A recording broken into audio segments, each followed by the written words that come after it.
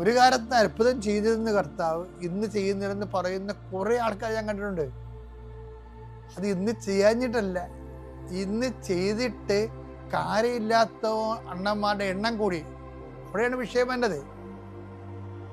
അതായത് സിമ്പിളായിട്ട് വിശ്വസിച്ച് ആത്മാർത്ഥമായിട്ട് ദൈവിക വഴികളെ കണ്ടുപിടിച്ച് മനസ്സിലാക്കാനുള്ള കഴിവ് പോയി. ആര് കളഞ്ഞെന്ന് ചോദിച്ചു കഴിഞ്ഞാൽ ഇതുപോലെയുള്ള ശാസ്ത്രീയ ആവശ്യമില്ലാത്ത സ്ഥലത്ത് ശാസ്ത്രം കുത്തിക്കയറ്റി സഭാപരമായ കാര്യങ്ങൾ ശാസ്ത്രീയമായി പഠിപ്പിക്കാൻ വേണ്ടി ഉള്ള ശ്രമങ്ങൾ നടത്തി വന്നപ്പോൾ എന്നാ പറ്റി? പാക്കപ്പലിനുള്ള കാറ്റും കൊണ്ട് ദൈവത്തിൻ്റെ വഴിക്ക് പോയി. അതല്ലേ സംഭവിക്കുന്നത്. അപ്പം വിശ്വാസത്തെ എപ്പോഴും നമ്മൾ ശ്രദ്ധിക്കേണ്ടത്, അറിവ് അഹന്ത ജനിപ്പിക്കും. അപ്പം നിനക്കൊരു അഹന്തയുണ്ടെങ്കിൽ നീ അവിശ്വാസിയാണെന്ന് ഓർക്കണം.